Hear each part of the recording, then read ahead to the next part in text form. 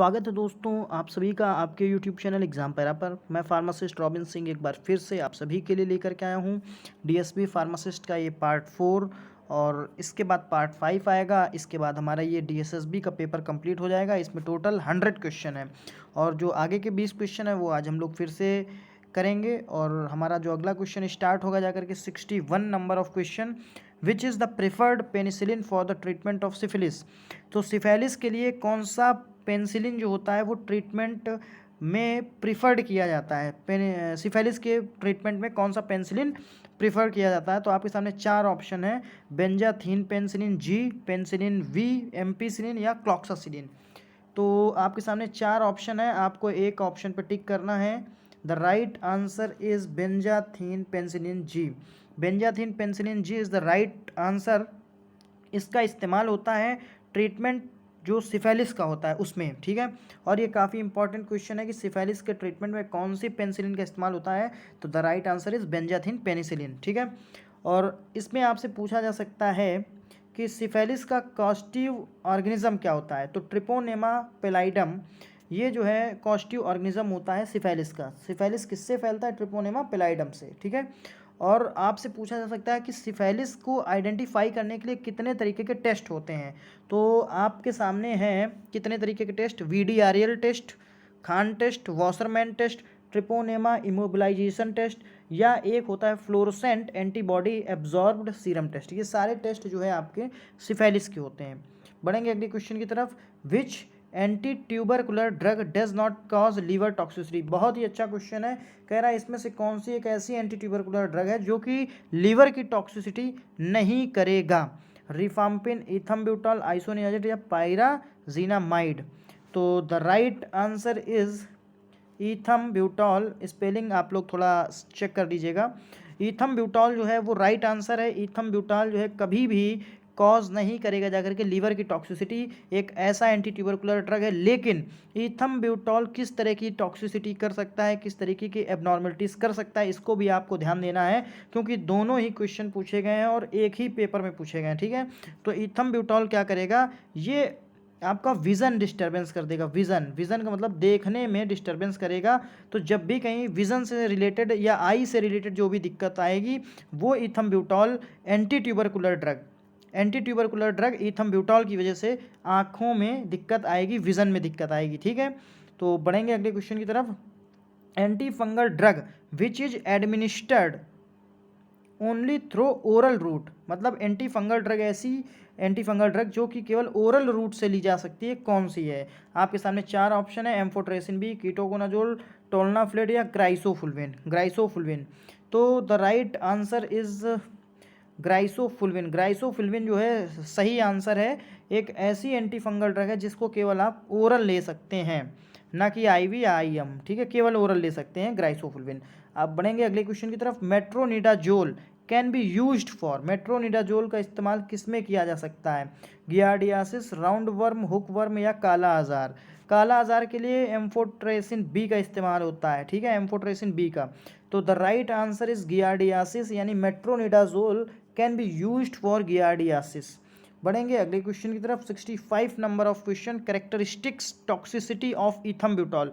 देखिए आपसे पूछ भी लिया गया कि इथम्ब्यूटॉल जो है इसका कैरेक्टरिस्टिक टॉक्सिसिटी क्या है। अभी ऊपर इथम्ब्यूटॉल ही था जो कि लीवर टॉक्सिसिटी नहीं करता है, लेकिन ये टॉक्सिसिटी किस तरीके की करता है, विजुअल डिफेक्ट करेगा जाकर के। मैंने आपसे क्या बताया था कि आई से रिलेटेड जो भी दिक्कत है वो इथम्ब्यूटॉल ही करेगा। और इथम्ब्यूटॉल एक आपका एंटी ट्यूबरकुलर ड्रग होता है। आपसे कहीं भी पूछ लिया जाए कि ऐसा एंटी ट्यूबरकुलर ड्रग जो कि आई डिस्टर्बेंस या विजुअल डिफेक्ट करता है और अगर आपके सामने इथम्ब्यूटॉल ऑप्शन है तो आप उस पर क्लिक करेंगे बिना कुछ सोचे समझे।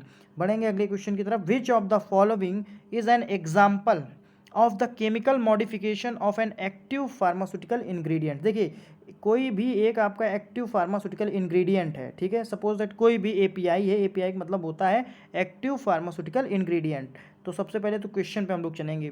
कह रहा है इनमें से कौन सा एक एग्जाम्पल यानी उदाहरण है केमिकल मॉडिफिकेशन का जिसमें आपको केमिकल मॉडिफाई होगा of an active pharmaceutical ingredients, यानी किसी एक एपीआई का जो मॉडिफिकेशन होगा केमिकली कौन सा होगा। जैसे आपके सामने ऑप्शन है, converting crystalline API in an amorphous form, combining an API with citric acid to produce as the citrate salt. तीसरा है mixing a poorly soluble API with water to produce the suspension, mixing a soluble API with water to produce solution. Chemical modification क्या है? तो आपके सामने चार option है जो कि आप लोग देख सकते हैं. The right answer is combining an API with citric acid to produce as the citrate salt. जब कोई कंबाइन हो जाता है active pharmaceutical ingredient citric acid के साथ, कोई भी API जब कंबाइंड हो जाएगा सिट्रिक एसिड के साथ और क्या प्रोड्यूस करेगा? Citrate salt. तो इसको कहेंगे केमिकल मॉडिफिकेशन. बढ़ेंगे अगले क्वेश्चन की तरफ. ये एक एग्जाम्पल है केमिकल मॉडिफिकेशन का. देखिए अगला क्वेश्चन क्या कह रहा है, 67 number of question. Rate of drug bioavailability is most rapid in. देखिए जो बायो अवेलेबिलिटी का जो रेट होगा, जो दर होगी, वो किसमें ज़्यादा तेज होगी, किसमें ज़्यादा रैपिड होगी. रैपिड का मतलब तेज. तो सॉल्यूशन में, टैबलेट में, हार्ड जिलेटिन कैप्सूल में, या कंट्रोल्ड रिलीज प्रोडक्ट में. कंट्रोल्ड रिलीज प्रोडक्ट को शॉर्ट में कहते हैं CR. ठीक है, कंट्रोल्ड रिलीज को CR. देखिए सॉल्यूशन में होगा, टैबलेट में होगा, या हार्ड जिलेटिन कैप्सूल में होगा. द राइट आंसर इज, आप सभी लोग जानते हैं सॉल्यूशन. सॉल्यूशन अगर आप देते हैं तो ऑलरेडी जो है सॉल्यूशन फॉर्म में है, यानी उसको अभी ब्रेक डाउन होने की ज़रूरत नहीं है. तो ये रैपिडली जो है आपका शो करेगा क्या? बायो अवेलेबिलिटी को. ठीक है, रैपिडली शो करेगा. क्योंकि टैबलेट जाएगा, अगर टैबलेट जाएगी बॉडी के अंदर तो पहले टैबलेट डिसइंटीग्रेट हो, फिर वो डिजॉल्व हो, फिर वो एब्जॉर्ब हो, फिर वो डिस्ट्रीब्यूट हो, फिर मेटाबोलाइज होता है. ठीक है, लेकिन सॉल्यूशन क्या होता है? सीधे जा करके उसको डिजोल्यूशन की ज़रूरत नहीं होती है, ना डिसइंटीग्रेट होने की ज़रूरत होती है, सीधे डिजॉल्व होता है जा करके. ठीक है ना. तो उसी तरीके से हार्ड जिलेटिन कैप्सूल टूटेगा जाकर के पहले बॉडी के अंदर, फिर कंट्रोल्ड रिलीज प्रोडक्ट भी टूटता है जाकर के, पहले डिसइंटीग्रेट होगा, लेकिन सॉल्यूशन डिसइंटीग्रेट होने की जरूरत नहीं होती है. Noyes Whitney equation is related to. देखिए बहुत ही अच्छा क्वेश्चन है, काफ़ी एग्जाम्स में आया हुआ क्वेश्चन है. आप इन सारे क्वेश्चंस को टिक किया करिए, जिसको मैं बता दिया करता हूँ आपको कि ये इंपॉर्टेंट क्वेश्चन है, आया हुआ क्वेश्चन है, तो इनको आप लोग टिक कर दिया करिए, क्योंकि ये ऐसे क्वेश्चन है किसी ना किसी एग्जाम में जरूर आते हैं. और देखिए आपके सामने आए भी हैं DSSB फार्मासिस्ट के एग्जाम में. तो नॉइजी विटनी इक्वेशन किससे रिलेटेड है? First order kinetic, zero order kinetic, dissolution, या pharmacodynamics. The right answer is dissolution. Dissolution से रिलेटेड है आपका Noyes Whitney equation. Noyes Whitney equation is related to dissolution. सीधे सीधे आपको इसको रटना है. Which type of base is required for antibiotic ointment. बहुत ही अच्छा, बहुत ही उम्दा क्वेश्चन है आपका ये. किस तरीके का बेस आपको ज़रूरत होता है एंटीबायोटिक ऑइंटमेंट के लिए? बहुत ही अच्छा आपका एक क्वेश्चन है. आपके सामने चार ऑप्शन है. PEG बेस, पेग बेस यानी पॉलीएथाइलिन ग्लाइकॉल बेस, या एब्जॉर्प्शन बेस, या हाइड्रोकार्बन बेस, या नन ऑफ द एबव. तो the right answer is hydrocarbon base. Hydrocarbon base की ज़रूरत होती है जब आप एंटीबायोटिक टाइप का ऑइंटमेंट बनाते हैं. ठीक है, बढ़ेंगे अगले क्वेश्चन की तरफ. 70 number of question. Drug in suspension and semi solid formulation always degrade by. इस क्वेश्चन को आप लोग करिए टिक. बहुत ही अच्छा क्वेश्चन है, किसी ना किसी एग्जाम में पूछा जरूर जाता है, और मतलब ज़्यादातर ये क्वेश्चन आते ही हैं. तो drug in suspension and semi solid formulation always degrade by. आपके सामने चार ऑप्शन है. Zero order kinetic, first order kinetic, second order kinetic, या नॉन लीनियर काइनेटिक. ठीक है, नॉन लीनियर काइनेटिक. तो the right answer is zero order kinetic. Zero order kinetic जो आपका ड्रग सस्पेंशन होता है या सेमी सॉलिड में होता है, यानी सेमी सॉलिड का मतलब ना ही वो सॉलिड होगा ना ही वो लिक्विड होगा, उसके बीच का होगा. जैसे जेलीज, पेस्ट, ऑइंटमेंट, ये आपके सब सेमी सॉलिड आएंगे. ठीक है, तो सपोजिटरीज, तो ये सारे जो है आपके जीरो ऑर्डर काइनेटिक से डिग्रेड होते हैं जाकर के. बढ़ेंगे अगले क्वेश्चन की तरफ. Pacemaker of the heart. बहुत ही अच्छा क्वेश्चन है. Pacemaker of the heart general science का क्वेश्चन है कि जो पेस मेकर होता है हार्ट का वो क्या होता है. इसको भी आप लोग टिक करिए, बहुत ही ज़्यादा इंपॉर्टेंट है, किसी ना किसी एग्जाम में जरूर पूछा जाता है. अगर आप कंपटीशन देते हैं जाकर के कोई दूसरा SSC, बैंक, रेलवे, उसमें भी ये मतलब जनरल क्वेश्चन है कि pacemaker of the heart किसको कहते हैं. तो आपके सामने चार ऑप्शन है. SA node, AV node, Purkinje node, या बंडल ऑफ हिस. तो the right answer is SA node. और SA नोड का फुल फॉर्म क्या होता है? Sino auricular node, sino atrial node, या सीनो ऑरिकुलर नोड. बढ़ेंगे अगले क्वेश्चन की तरफ. The coeliac ganglion is mainly sympathetic, parasympathetic, both sympathetic and parasympathetic, mixed, sensory and motor but not automatic. आपके सामने 4 ऑप्शन है, आपको क्लिक करना है। Answer is sympathetic. देखिए जो कोइलियक गैंग्लियन है वो मेनली सिंपैथेटिक होता है। कैसा होता है? सिंपैथेटिक। बढ़ेंगे अगले क्वेश्चन की तरफ। Action of parasympathetic system on iris musculature is. Very nice, बहुत ही अच्छा क्वेश्चन। आपसे पूछा जा रहा है कि जो पैरासिम्पैथेटिक सिस्टम होता है, पैरासिम्पैथेटिक सिस्टम क्या होता है? जो सिंपैथेटिक सिस्टम को एंटागोनाइज करता है, यानी जो सिंपैथेटिक सिस्टम जो भी बॉडी के अंदर चेंजेस करता है उसके अगेन में काम करेगा पैरासिम्पैथेटिक सिस्टम। जैसे सिंपैथेटिक सिस्टम का एक एग्जांपल मैं आपको बताऊं, एड्रिनल ग्लैंड। जब आपका adrenal gland adrenaline secrete out करता है तब आप घबरा जाते हैं, है ना? तो उस समय यानी सिंपैथेटिक सिस्टम आपका काम कर रहा है। और पैरासिम्पैथेटिक का मतलब जब आप नॉर एड्रिनलिन फिर सिक्रीट आउट होगा तो आप थोड़ा शांत हो जाएंगे, ठीक है? तो इसको कहते हैं पैरासिम्पैथेटिक। यानी जो एड्रिनल ग्लैंड था अब उसका जो सिक्रीशन कर रही थी एड्रिनलिन का वो थोड़ा कम हो जाएगा, ठीक है? तो उस समय पैरासिम्पैथेटिक काम करेगा और आप थोड़ा शांत महसूस करेंगे। तो यानी सिंपैथेटिक के अपोजिट आएगा पैरासिम्पैथेटिक। और इनका अलग अलग जो है अलग अलग ऑर्गन्स पे अलग अलग जो है इफेक्ट पड़ता है। जैसे हार्ट को कॉन्ट्रैक्ट करेंगे सिंपैथेटिक, और पैरासिम्पैथेटिक उसको जो है रिलैक्सेशन के पोजिशन पे लाएगा। लेकिन अगर आइरिस की बात करें, iris is the part of eye, आंखों का एक भाग होता है आइरिस, ठीक है? अगर आइरिस की बात करें या आइस की बात करें तो इस पर थोड़ा अपोजिट एक्शन होता है। अगर सिंपैथेटिक सिस्टम है, देखिए पैरासिम्पैथेटिक क्या कर रहा है? पैरासिम्पैथेटिक करेगा जाकर के कॉन्ट्रैक्शन ऑफ आइरिस स्पिनेक्टर, यानी ये कॉन्ट्रैक्ट करेगा जाकर के, ठीक है? लेकिन जो सिंपैथेटिक होता है वो डायलेट करता है जाकर के, ठीक है ना?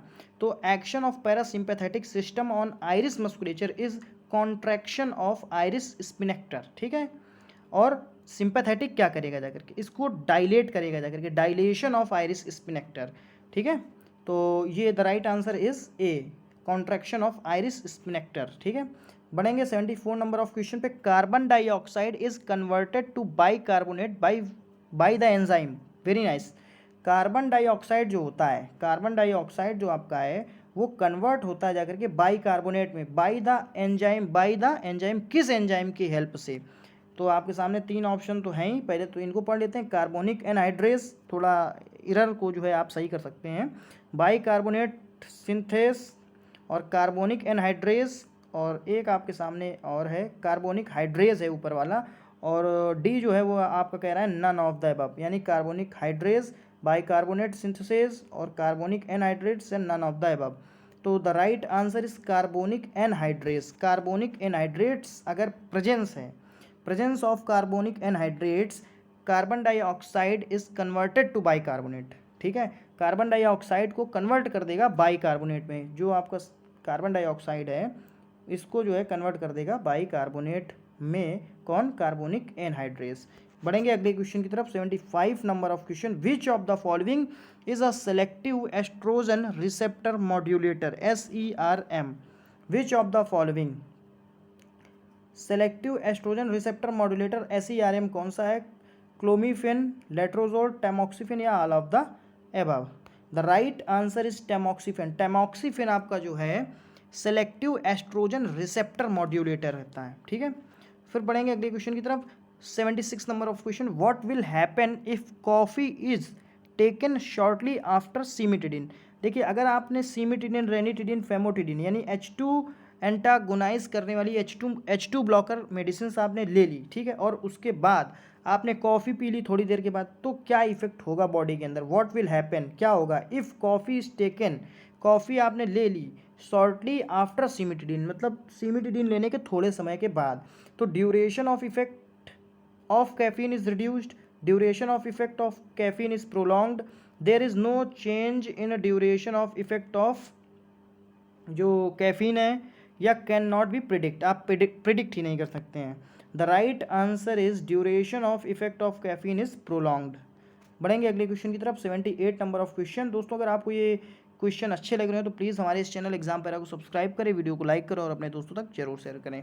पढ़ेंगे हम लोग अगले क्वेश्चन की तरफ। Excretion of which drug will be increased if urine is made for alkaline? देखिए एक्सक्रीशन ऑफ विच ड्रग, किस दवा का एक्सक्रीशन जो है बढ़ जाएगा if urine is made for alkaline, यानी यूरिन अगर आपका एल्केलाइन है तो किस ड्रग का एक्सक्रीशन बढ़ जाएगा? तो आपके सामने 4 ऑप्शन है, phenobarbital, procaine, all of the above या प्रोप्रानोलॉल। ठीक है, phenobarbital, procaine, all of the above या propranolol. The right answer is phenobarbital. इसको आप लोग रट लीजिए, ये क्वेश्चन आपका आ चुका है एक बार फिर से, एनसीएल के एग्जाम में आया है, और एक बार ये आपका देखिए डीएसएसबी में आ चुका है ऑलरेडी, जिसका पेपर हम लोग सॉल्व कर रहे हैं। ठीक है, तो इंपॉर्टेंट क्वेश्चन है, excretion of which drug will be increase if urine is made for alkaline? Phenobarbital. तो इस तरीके से आपको याद करना है कि फिनोबार्बिटोल एक तरीके का आपका जो है एसिडिक होता है। ठीक है, फिनोबार्बिटोल आपका एसिडिक होता है। फिर बढ़ेंगे अगले क्वेश्चन की तरफ, which of the drug combination are synergistic? कौन सा ड्रग कॉम्बिनेशन सिनर्जिस्टिक है? सिनर्जिस्टिक का मतलब एक दवा दूसरी दवा के इफेक्ट को बढ़ा देगा जा करके। तो penicillin, aminoglycoside, ciprofloxacin, theophylline, probenecid, penicillin या all of the above? The right answer is probenecid and penicillin. Probenecid और पेनिसिलिन अगर आप दोनों ले लेते हैं तो ये सिनर्जिस्टिक काम करेंगे, यानी एक दूसरे के प्रभाव को बढ़ा देंगे। देखिए प्रोबेंसिड क्या होता है, ये एंटी गाउट, ठीक है, एंटी गाउट, गाउट में जो है इस्तेमाल होता है। यूरिकोसूरिक्स ड्रग होता है प्रोबेंसिड, ठीक है। और सल्फिन पायराजोन, प्रोबेंसिड और सल्फिन पायराजोन यूरिकोसूरिक्स ड्रग होता है। और सिंथेसिस इनहिबिटर्स में आ जाएगा एलोप्यूरिनॉल, जो कि यूरिक एसिड की सिंथेसिस को ही इनहिबिट कर देता है। ठीक है, बढ़ेंगे अगले क्वेश्चन की तरफ, 79 number of question. Effect of taking warfarin along with aspirin may cause? देखिए अगर आप वॉरफेरिन को एस्प्रिन के साथ लेते हैं तो क्या इफेक्ट पड़ेगा? वॉरफेरिन को जो कि एक एंटीकोगुलेंट है, एस्प्रिन के साथ लेते हैं जो कि एक एनएसएआईडी है, क्या इफेक्ट पड़ेगा? लीवर डैमेज होगा, किडनी डैमेज होगा, इंक्रीज्ड ब्लीडिंग या कंजेस्टिव हार्ट फेल्योर यानी CHF।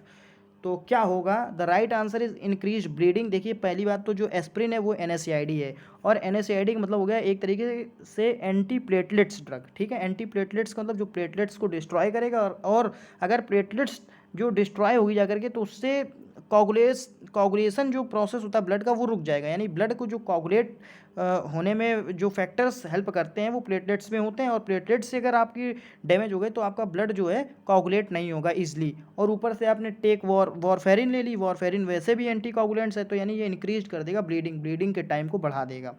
बढ़ेंगे अगले क्वेश्चन की तरफ जो कि हमारा लास्ट क्वेश्चन है, 80 number of question. All of the given drug can decrease the effectiveness of oral contraceptive except? देखिए सारी दवाएं क्या करती हैं कि इफेक्ट जो कंट्रासेप्टिव होते हैं उनके जो इफेक्ट होता है कंट्रासेप्टिव का, उसके इफेक्ट को कम कर देती हैं। केवल एक दवा नहीं करेगी इन 4 दवाओं में से, फिनोबार्बिटोल, टेट्रासाइक्लिन, इनालाप्रिल या रिफाम्पिन।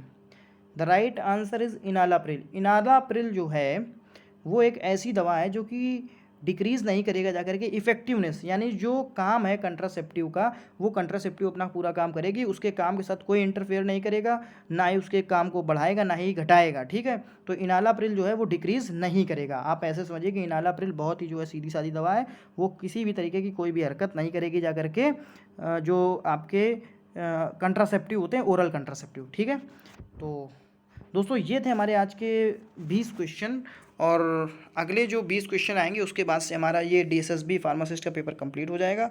अगर आपको ये वीडियो अच्छा लगा हो तो प्लीज़ चैनल को सब्सक्राइब करें, वीडियो को लाइक करें और अपने दोस्तों तक जरूर शेयर करें। हम आपके लिए इसमें इसी तरीके से जो है फार्मासिस्ट एग्ज़ाम के क्वेश्चन पेपर लाएंगे, डिफरेंट टाइप के MCQs लाएंगे, 1 लाइनर क्वेश्चन भी लाएंगे। Thanks for watching the video, thank you so much.